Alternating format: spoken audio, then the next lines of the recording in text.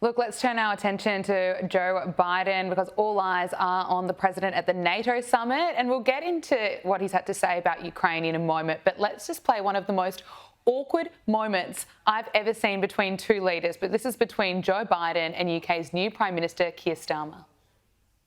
Well, welcome. And it's good that we had a long conversation on the phone. When you want, give me your hand there, pal. And we're the best of allies, maybe in the whole world. And we really need to continue to cooperate. And a lot we can talk about. I don't understand because aren't those moments rehearsed? Handshakes, they know the cameras are on them. It's so uncomfortable. It was very uncomfortable. But listen, let's be clear about this, right?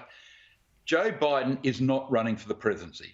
He doesn't know it at the minute. His wife doesn't know it. But he will not be the Democratic Party candidate for the presidency. You can say that right now. This guy cannot run again. He will not run again. If he runs and gets elected, he's president till the 20th of January 2029. That's when he would leave office.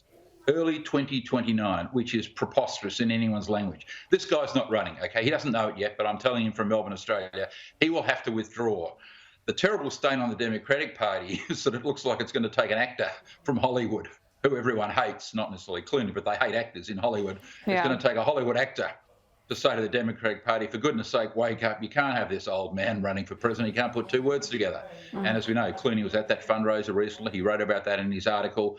And the most devastating thing that Clooney said in his article was every senator, Democratic senator, and every Democratic member of the House of Reps I speak to privately agrees that Biden should withdraw, but none of them will say publicly.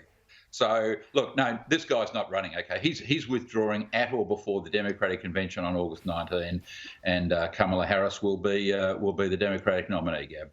So George Clooney has essentially just confirmed what we all were thinking, that we have been lied to, that essentially these conversations are being held behind closed doors, but then publicly everyone comes out and pretends that Joe Biden is actually, he's okay. So if it's not going to be Joe Biden, who will it be? Well, I think it has to be Harris. The only person that could beat Harris on the floor, I think, of a primary would be Michelle Obama. But I don't think she's shown any inclination to run. Hillary Clinton is too long ago, and it can't be Gavin Newsom. I mean, don't forget, Harris is the ranking vice president. She is the number 2 person in the Democratic Party. How would you argue about it not being her? It would be very, very hard. And, of course, the Democratic delegates are basically, a majority of them are from minority groups in the hard left. So they control the floor of council. They're going to vote for Harris, unless it was Michelle Obama, which I don't think it'll be. So it'll be Harris.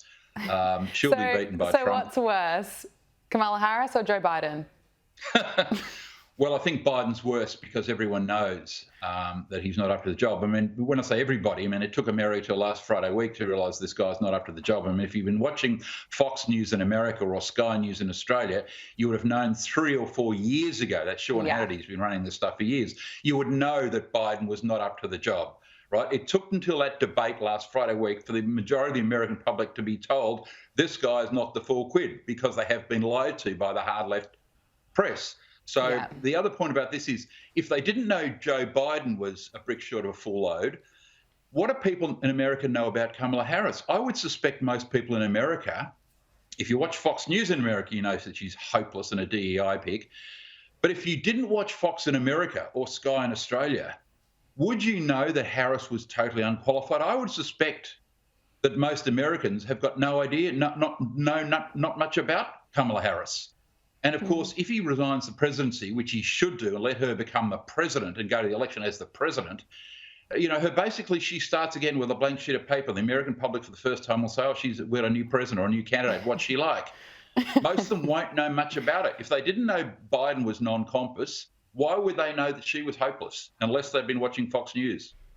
Fair point. OK, let's look at what Joe Biden has been saying at the NATO summit in Washington. Here are his comments on Ukraine. Make no mistake.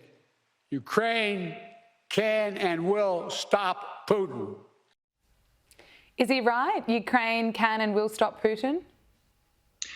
Yes, of course. I mean, the Western world cannot afford Russia to invade the Ukraine and win. So You got to go back to Trump, by the way. I mean, Trump doesn't get a lot of credit, but the truth of the matter is, if Trump hadn't told his European allies to stump up some more cash for NATO, Ukraine would be in a much worse than position than it is now. I mean, the fact that they put up more money for defence and their own domestic budgets means they've had a capacity to help the Ukraine. So give him credit for that. But the Western world can't afford the Ukraine to fall to the Russians, and it won't. And the West have made that clear, and they're going to keep supporting the Ukraine. I would suspect that what will happen is when Trump comes in, he will probably broker some deal with Putin and Zelensky, which involves Russia keeping some of, but not all of the territory they've claimed, and calling it quits. I mean, Putin will be looking for an out too. I mean, don't forget, Putin's under a huge amount of domestic pressure from people who are seeing their sons and daughters and jailbirds slaughtered on the Ukrainian-Russian border. He's under pressure too. It's not just Zelensky. Putin will be looking for out at some stage, and Trump may provide that for him.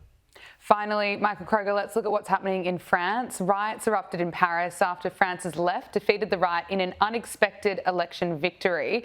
Now, this footage shows bonfires burning in the streets, police in riot gear clashing with demonstrators and using tear gas to disperse rioters.